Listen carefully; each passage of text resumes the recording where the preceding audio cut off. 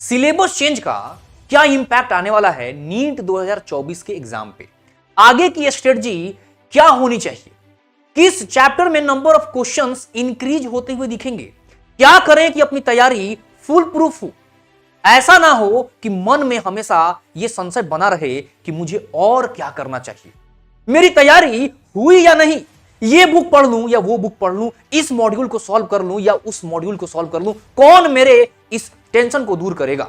तो बेटा, आज के इस वीडियो में हम लोग यही बात करेंगे कि कैसे इस संशय को दूर करें और आपको बिल्कुल भी टेंशन लेने की जरूरत नहीं है, बिल्कुल भी पैनिक होने की जरूरत नहीं है और कुछ भी इधर उधर करने की जरूरत नहीं है। सारी चीजें इस वीडियो में कवर करूंगा।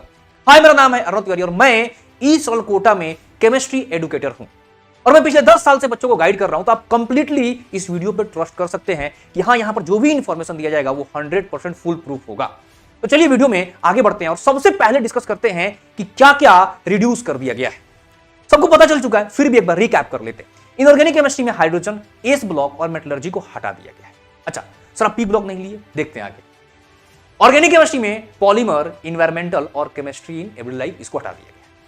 फिजिकल केमिस्ट्री में देख सकते हैं सॉलिड स्टेट, सरफेस केमिस्ट्री और स्टेट्स ऑफ मैटर, इनको हटा दिया गया। अच्छा, थोड़ा सा आगे और बढ़ते हैं और देखते हैं किन किन चैप्टर्स को क्लब कर दिया गया, जोड़ दिया है एनएमसी ने।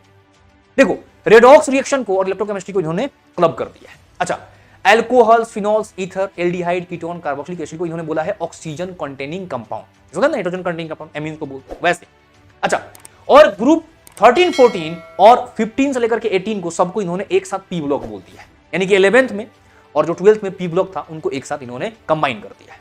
अच्छा, इसमें भी आपको पता होगा कि जनरल प्रॉपर्टीज, केमिकल प्रॉपर्टीज और जनरल ट्रेंड्स के बारे में ही क्वेश्चन पूछे जाएंगे। कंपाउंड्स जो बनते थे उनके बारे में क्वेश्चन नहीं आएगा कि उनका प्रिपरेशन कैसे होता है, उनकी प्रॉपर्टीज क्या है, उनका यूजेज क्या है, इस पे क्वेश्चंस नहीं आएंगे। जनरल प्रॉपर्टीज के क्वेश्चन आएंगे। अच्छा, अगर मान लो कि मन में कोई डाउट रह जाता है ना अभी भी, तो आप नीचे कॉमेंट सेक्शन में जरूर पूछ लेना, मैं वहां पे आपको 100% रिप्लाई करूंगा। टेंशन लेने की बिल्कुल भी जरूरत नहीं है, कोई भी मन में संशय नहीं रखना है, कोई डाउट नहीं रखना है, ताकि टेंशन ना हो प्रिपरेशन में। एकदम माइंड क्लियर करके पढ़ाई पे पूरा फोकस करना है, ठीक है। चलिए अब देखते हैं कि 2006 से 2023 तक में कितने एवरेज क्वेश्चंस आए हैं। अब जब देखिएगा, यहां पे मैं थोड़ा सा इधर साइड हटता हूं, अब देखिए इधर हटता हूं, तो अब इधर देखिएगा, some basic concept of chemistry में 2 क्वेश्चंस एवरेज पूछे जाते हैं, एटॉमिक के 1 क्वेश्चन एवरेज, पीरियोडिसिटी के, ऐसे करके ये सारे देखो एवरेज क्वेश्चंस हैं। इधर आ जाता हूं, इसका स्क्रीनशॉट ले लीजिएगा। वैसे भी ये पीडीएफ मैं अपने टेलीग्राम चैनल पे डाल दूंगा। टेलीग्राम चैनल का आईडी भी एक बार बता देता हूं आप लोगों को, आप ना t.me, इधर हटता हूं, t.me/अर्नव, आप लोग प्यार से सर बोलते हैं, अर्नव सर, आप डालेंगे तो मेरा टेलीग्राम चैनल आ जाएगा। वैसे स्क्रीनशॉट भी ले सकते हैं। चलिए आगे बढ़ते हैं, देखते हैं। देखो, कोऑर्डिनेशन कंपाउंड में, इधर देखो, कोऑर्डिनेशन कंपाउंड में, डी ब्लॉक में, पी ब्लॉक में और बायोमोलिक्यूल्स में कितने क्वेश्चन पूछे गए हैं। और ये जो चैप्टर्स दिख रहे हैं ना, ये chapters hydrogen, S block, metallurgy और इधर के जो चैप्टर्स हैं, इनको तो हटा दिया गया है। तो ऑलमोस्ट 9 क्वेश्चंस को इन्होंने रिड्यूस कर दिया, हटा दिया, जो पहले पूछे जाते थे। अच्छा, अब आगे बढ़ते हैं, देखते हैं सर कि क्या होगा, कैसे करें अपनी फुल प्रूफ तैयारी को, किधर जाने वाला है पैटर्न, क्या पेपर टफ होगा, क्या होगा, चलिए देखते हैं। आइए ध्यान दीजिएगा। जैसे फिजिकल केमिस्ट्री की बातचीत करूं मैं, कितने क्वेश्चंस अब पूछे जा सकते हैं, क्या संभावना है कितने क्वेश्चंस पूछे जाने की, इसके बारे में बात करते हैं। नीट 2024 में फिजिकल केमिस्ट्री में मोल कॉन्सेप्ट से 2 क्वेश्चंस पूछे जाने की संभावना, एटॉमिक से भी 2 क्वेश्चंस आ सकते हैं। अच्छा, एटॉमिक स्ट्रक्चर जेई मेन का, जेई मेन जो होता है उसका फेवरेट टॉपिक है, उससे क्वेश्चंस हमेशा 2 क्वेश्चन वो पूछता है, एवरेज 30 क्वेश्चन ही होते हैं जेई मेन में, बट उसमें से एटॉमिक से 2 क्वेश्चन पूछ लेता है। तो यहां पर भी कहीं ना कहीं ये अपना पैटर्न जो है ना नीट, वो थोड़ा सा जेई मेन की तरफ शिफ्ट कर रहा है। यानी कहने का मतलब ये है कि थोड़ा सा पेपर थोड़ा सा अच्छा आएगा, टफ नहीं बोल रहा हूं, अच्छा आएगा। क्लियर है? ये मत सोचना कि पेपर जो पूछा था इस बार इससे थोड़ा सा नीचे जाएगा, नहीं, डाउन नहीं जाएगा, जाएगा या तो उतना रहेगा या तो उसे थोड़ा सा अप जाएगा। ठीक है ना?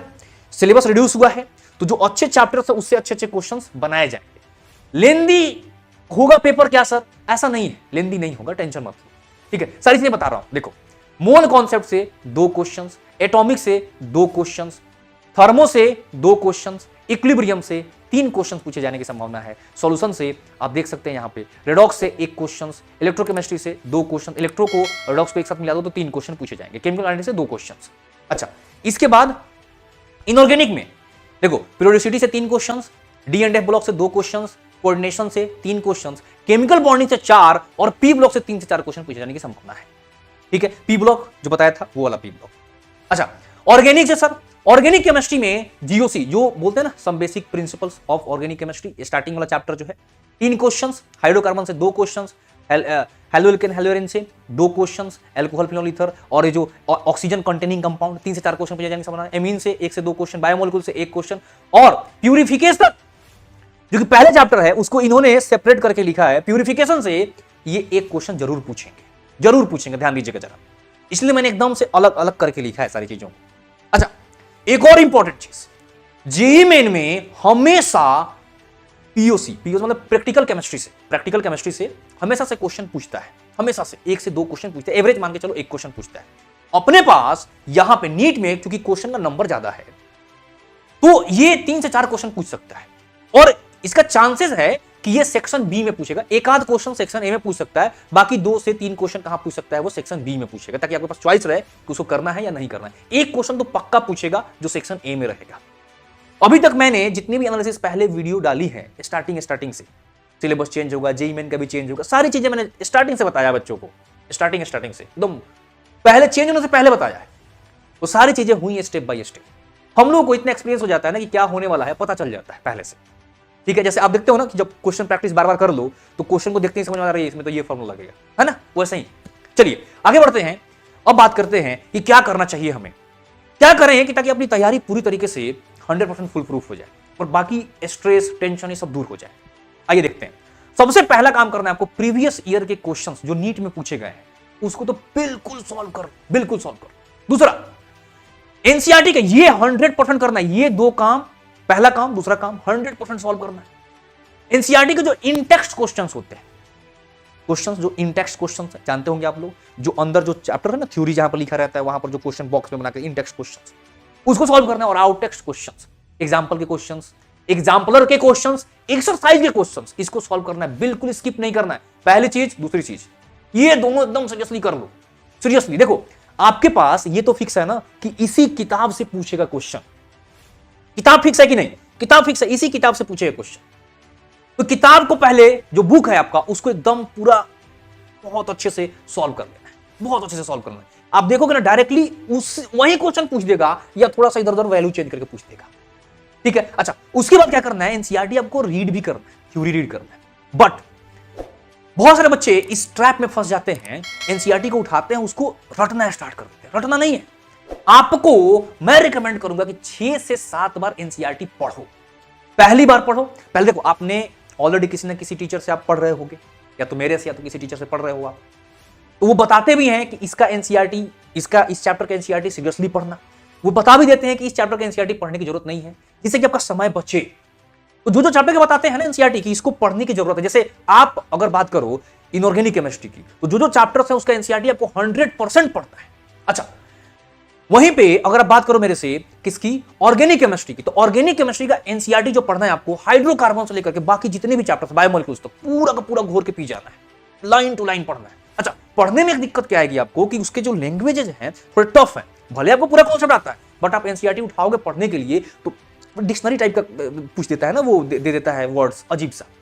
तो एक बार 2 बार में आपको नहीं समझ में आएगा, तो 2 से 3 बार, 4 बार, 5 बार, 6 बार, 7 बार पढ़ना है, रीडिंग लगाना है। ऑनलाइन करो, रीडिंग लगाओ, तो 6-7 बार जब पढ़ लोगे ना, वो खुद ब खुद आपके दिमाग में सेट हो जाएगा। माइंड बहुत पावरफुल है, खुद एब्जॉर्ब कर लेगा, टेंशन बिल्कुल भी लेने की जरूरत नहीं है।